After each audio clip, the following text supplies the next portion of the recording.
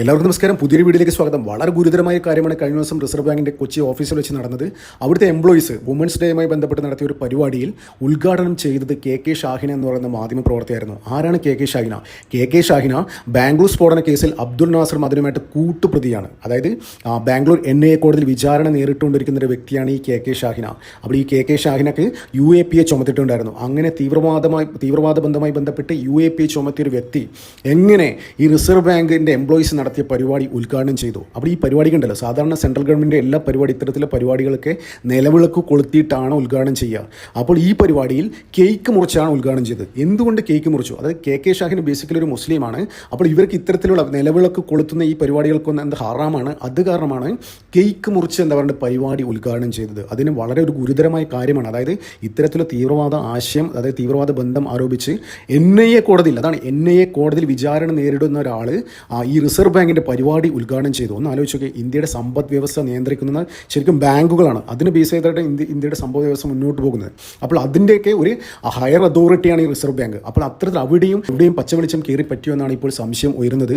അതായത് നമുക്കറിയാം, പോലീസിലൊക്കെ കഴിഞ്ഞ ദിവസം പോലീസിനൊക്കെ കുറേ ആൾക്കാർ പിരിച്ചുവിട്ടിരുന്നു. എന്തിനാണെന്നറിയോ? അതായത് പോലീസിലെ ഡാറ്റാബേസിൽ നിന്നൊക്കെ ഒരുപാട് ഡാറ്റ ചോർത്തി, അതായത് ഇവിടുത്തെ RSSകാരുടെയും സംഘപ്രവർത്തകരുടെയും ക്രിസ്ത്യൻ അധ്യക്ഷന്മാരുടെയും, അതായത് ക്രിസ്ത്യൻ സമുദായത്തിൽപ്പെട്ട ഉന്നത ആൾക്കാരുടെയൊക്കെ വിവരങ്ങൾ, സുപ്രധാനമായ ഡാറ്റകൾ ഈ പോപ്പുലർ ഫ്രണ്ടുകാർക്ക് ചോർത്തി കൊടുത്തു എന്ന പരാതിയിൽ, അതായത് തെളിഞ്ഞതിൻ്റെ അടിസ്ഥാനത്തിൽ കുറച്ച് പോലീസുകാരെ സസ്പെൻഡ് ഡിസ്മിസ് തന്നെ ചെയ്തിരുന്നു.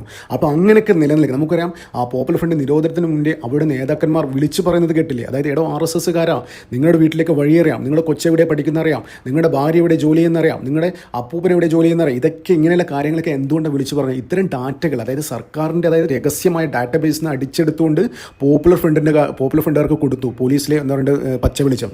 അപ്പോൾ അതുകൊണ്ടാണ് ഇവർ ഇത്രയും കോൺഫിഡൻസോട് പറയുന്നത്, നിങ്ങൾ എവിടെയാണ് ജോലി ചെയ്യുന്നറിയാം, നിങ്ങളുടെ A to Z ഡീറ്റെയിൽസ് ഞങ്ങളുടെ കയ്യിലുണ്ട്.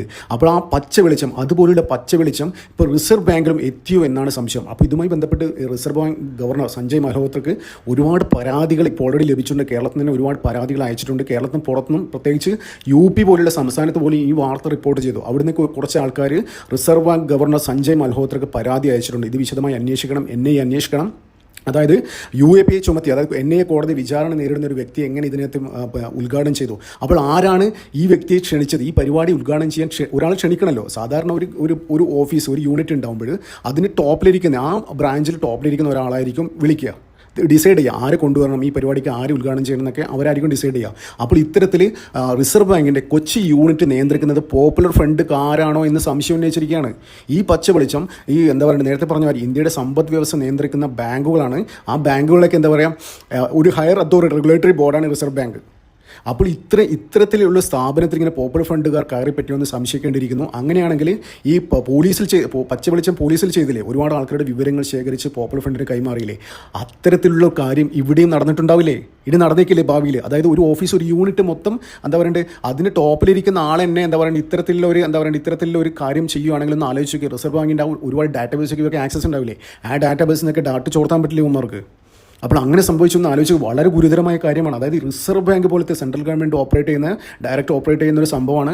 അവിടെ ഈ പോപ്പുലർ ഫണ്ടുകാർ എങ്ങനെ എത്തി? ഇത് ശരിക്കും NIA അന്വേഷിക്കേണ്ട ഒരു കേസാണ്. എന്ത് തന്നെയായാലും അമിത്ഷാ അടിയന്തര യോഗം വിളിച്ച് ഇതെന്തായാലും വളരെ വിശദമായി അന്വേഷിക്കേണ്ടിയിരിക്കുന്നു. ആരാണ് ഇത് പിന്നിൽ, ആരാണ് ഇവർ ക്ഷണിച്ചിരിക്കുന്നത്? അപ്പോൾ ഇവർ പ്രശ്നം എന്ന് വെച്ച് കഴിഞ്ഞാൽ, ഒരു മാധ്യമ പ്രവർത്തക വന്നിട്ട് ഒരു പരിപാടി ഉദ്ഘാടനം ചെയ്തതിൽ പ്രശ്നമില്ല. പക്ഷേ ഇവരുടെ ബാക്ക്ഗ്രൗണ്ടാണ്, ഇവരുടെ തീവ്രവാദ ബന്ധം ഉണ്ട്.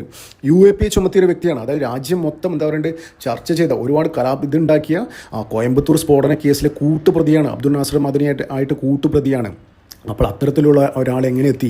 അപ്പോൾ കേന്ദ്ര ഗവൺമെൻറ് എന്തിനും വിശദമായി അന്വേഷിക്കണം ഇതിനകത്ത്. അതായത് ആരൊക്കെയാണ് ഈ കൊച്ചി യൂണിറ്റിൽ, ആരാണ് ഇവർ വിളിച്ചത്, അവർ ബന്ധം, ഇതെല്ലാം മൊത്തം അന്വേഷിച്ചിട്ട് എന്തെങ്കിലും ഡാറ്റ ചോർന്നിട്ടുണ്ടോ? ഒരുപാട് ബ്ലൂ പ്രിൻറ്റ്സൊക്കെ സ്റ്റോർ ചെയ്യുന്നുണ്ടാവാം. അതായത് നമ്മൾ ഈ നോട്ട് നിരോധനം ഇതൊക്കെ ഫുൾ ഹാൻഡിൽ ചെയ്ത് RBI ആയിരുന്നല്ലോ. അപ്പോൾ ഈ RBI സംബന്ധിച്ചിടത്തോളം ഒരുപാട് ബ്ലൂ പ്രിൻറ്റ്സൊക്കെ, അവരുടെ ഫ്യൂച്ചർ പ്ലാൻ, ഒരുപാട് ബ്ലൂ പ്രിൻറ്റ്സൊക്കെ ഇവർ സ്റ്റോർ ചെയ്തിട്ടുണ്ടാവും അവരുടെ ഡാറ്റാബേസിലൊക്കെ. അതൊക്കെ ചോർന്നിട്ടുണ്ടാവാൻ സാധ്യതയില്ലേ? അപ്പോൾ ഇവിടെ എന്തൊക്കെ നടക്കും? അത് റിസർവ് ബാങ്ക് പോലത്തെ ഒരു സ്ഥാപനത്തിൽ, അത് റിസർവ് ബാങ്ക് പോലത്തെ ഒരു സ്ഥാപനത്തിൽ ഇത്ര പോപ്പുലർ ഫ്രണ്ടിൻ്റെ സാന്നിധ്യം ഉണ്ടായിരുന്നു. അവർ എന്തൊക്കെ ഡാറ്റ ചോർത്തിയിട്ടുണ്ടാവും ഒന്ന് ആലോചിച്ച് നോക്കിയാൽ. കേരള പോലീസിൽ പോലും ഈ പച്ച വെളിച്ചം പല ഡീറ്റെയിൽസും, അതായത് RSSകാരുടെ മാത്രമല്ല, ഇവിടുത്തെ ക്രിസ്ത്യൻ സമുദായത്തിലെ ഉന്നതമായ എന്താ പറയുക സ്ഥാനങ്ങൾ അലങ്കരിക്കുന്ന ആൾക്കാരുടെ, അതായത് അവരെ ടാർഗറ്റ് ചെയ്യുന്ന, അവരുടെ ടാർഗറ്റ് അതാണല്ലോ. ഇത്തരത്തിലുള്ള ഒരു ലിസ്റ്റ് എടുത്തിട്ട് അവർക്ക് എന്താ പറയുക കൊല്ലേണ്ട സമയത്ത് അവർക്ക് കുത്തിയും ഇതൊക്കെ ആയിട്ട് കൊല്ലാം അവർക്ക്. അതിന് വേണ്ടിയിട്ടാണ് ഈ ഡീറ്റെയിൽസ് അവർ കളക്ട് ചെയ്യുന്നത്. അപ്പോൾ അതൊരു പോലീസിൽ നടക്കുന്ന ആ സംഭവം. അപ്പോൾ റിസർവ് ബാങ്കിൽ എന്തൊക്കെ സംഭവിക്കും? ഇവിടെ കള്ളപ്പണം വെളുപ്പിക്കൽ, അങ്ങനെ പലതും. അതായത് ഇന്ത്യ രാജ്യം അസ്ഥിരപ്പെടുത്താൻ വേണ്ടി അവർ പല കളികൾ ഇവിടെ നടത്തുന്നുണ്ട്. അപ്പോൾ ഈ റിസർവ് ബാങ്കുമായി ബന്ധപ്പെട്ട് എന്തൊക്കെ ഡാറ്റകൾ അവർക്ക് കിട്ടി അതൊക്കെ മാനിപ്പുലേറ്റ് ചെയ്തൂടെ? എന്തൊക്കെ ചെയ്യാം? നമുക്കറിയാത്ത തലത്തിൽ ഒരുപാട് കാര്യങ്ങൾ ചെയ്യാം. അവിടുത്തെ ഈ റിസർവ് ബാങ്കിൻ്റെ ഒക്കെ ഡാറ്റ അവരുടെ കയ്യിൽ കിട്ടിക്കഴിഞ്ഞാൽ, തീവ്രവാദ സംഘടന കൈ കിട്ടിക്കഴിഞ്ഞാൽ എന്തൊക്കെ ചെയ്യാം? ഈ രാജ്യം തന്നെ ശിഥിലമാക്കുന്ന രീതിയിലുള്ള കാര്യങ്ങൾ നടത്തിക്കൂടെ അവർക്ക്? അതായത് സാമ്പത്തികമായി ഇവിടെ എന്തൊക്കെ അരക്ഷിതാവസ്ഥ ഉണ്ടാക്കാൻ പറ്റും നമുക്കറിയില്ല. അവിടുത്തെ ഡാറ്റ ഏത് ടൈപ്പാണ്, എന്തൊക്കെ ബ്ലൂ പ്രിൻറ്റ്സാണ് അവർ ഹോൾഡ് ചെയ്യുന്നതെന്ന് നമുക്കറിയില്ല റിസർവ് ബാങ്കിൻ്റെ. പക്ഷേ ഈ തലപ്പത്തിരിക്കുന്ന ഒരാൾക്ക് ചിലപ്പോൾ ആ ഡാറ്റാ ബേസിലൊക്കെ ചിലപ്പോൾ ആക്സസ് ഉണ്ടാവാം, അല്ലേ? സ്വാഭാവികമായിട്ടും അങ്ങനല്ലേ? ഒരു ടോപ്പിലിരിക്കുന്ന ഒരാൾക്ക് ചിലപ്പോൾ എന്തെങ്കിലും ഡാറ്റ ചെക്ക് ചെയ്യണം, അങ്ങനത്തെ ഇതൊക്കെ ഒരു ആക്സസ് ഉണ്ടാവാം. അപ്പോൾ അങ്ങനെ ആക്സസില്ല ഒരാൾ എന്താ പറയുക, ആരായിരിക്കണം ഈ എന്താ പറയുക ഈ തീവ്രവാദ ബന്ധമുള്ള ഈ സ്ത്രീയെ അവിടത്തേക്ക് ഉദ്ഘാടനത്തിൽ വിളിച്ചത്? അതൊക്കെ വിശദമായി തന്നെ അന്വേഷിക്കണം. ഇൻ കേസ് ഡീറ്റെയിൽ ആയിട്ട് അന്വേഷിക്കണം. ഇൻ കേസ് എന്തെങ്കിലും ഡാറ്റ ഇവിടുന്ന് ചോർന്നിട്ടുണ്ടോ, ആരെങ്കിലും എന്തെങ്കിലും ബ്ലൂ പ്രിൻറ്റ്സും ഇത്തരത്തിലുള്ള കാര്യങ്ങളൊക്കെ കൊണ്ടുപോയിട്ടുണ്ടോ എന്ന് വിശദമായി അന്വേഷിക്കേണ്ടിയിരിക്കുന്നു. എന്തിന്? വളരെ ഗുരുതരമായൊരു കാര്യമാണ് ഇത്. പോലീസിൽ സംഭവിച്ച മാതിരിയല്ല, പോലീസിൽ വ്യക്തികളുടെ ഡീറ്റെയിൽസ് മാത്രമേ പുറത്തു പോയുള്ളൂ. അതും ഗുരുതരമായ കാര്യമാണ്. പക്ഷേ അതിനേക്കാൾ എത്രത്തോളം രാജ്യസുരക്ഷയെ തന്നെ ബാധിക്കുന്ന, രാജ്യത്തെ അസ്ഥിരപ്പെടുത്താൻ തക്ക രീതിയിലുള്ള കാര്യങ്ങളാണ് ഇവിടെ നടന്നിരിക്കുന്നത്. വളരെ ഗുരുതരമായ കാര്യമാണ്. ഇത് NIA ഏറ്റെടുത്ത് വിശദമായി അന്വേഷിക്കണം. ഇതിൻ്റെ പുറകിൽ ആരാണെന്നൊക്കെ അന്വേഷിച്ച് ഉടൻ തന്നെ അവരൊക്കെ പിടികൂടി എന്തെങ്കിലും ഡാറ്റ ചോർന്നിട്ടുണ്ടെങ്കിൽ എന്ന് വിശദമായി അന്വേഷണം ആവശ്യമാണ്. അല്ലെങ്കിൽ ഉണ്ടല്ലോ ഇത്തരത്തിലുള്ള ഡാറ്റകൾ പുറത്തു പോയി കഴിഞ്ഞാൽ എന്താണ് ഇവിടെ നടക്കാൻ പോകുന്ന ഒരു ഐഡിയ ഉണ്ടാവില്ല. അതായത് എങ്ങനെ അവർ ഈ ഡാറ്റയൊക്കെ ഹാൻഡിൽ ചെയ്യുന്നുള്ള ഒരു ഐഡിയ ഉണ്ടാവില്ല. അപ്പോൾ പലതും അവർക്ക് ചെയ്യാൻ പറ്റും. ഒരുപാട് ഡാറ്റകൾ കിട്ടിക്കഴിഞ്ഞാൽ, പ്രത്യേകിച്ച് ഈ ബാങ്കിങ് സെക്ടറിലെ പല ഡീറ്റെയിൽസും ഇവരുടെ കയ്യിൽ കിട്ടിക്കഴിഞ്ഞാൽ ഈ കള്ളപ്പണം വെളുപ്പിക്കൽ അങ്ങനെയുള്ള കാര്യങ്ങളുണ്ടല്ലോ, ഈ സാമ്പത്തികമായി രാജ്യത്തെ സാമ്പത്തികമായി അരക്ഷിതാവസ്ഥ സൃഷ്ടിക്കാൻ വേണ്ടി പല കാര്യങ്ങളും ചെയ്യാൻ പറ്റും. നമുക്കൊന്നും ഇപ്പോൾ ഊഹിക്കാൻ പറ്റുന്നതിലപ്പുറമായിരിക്കും.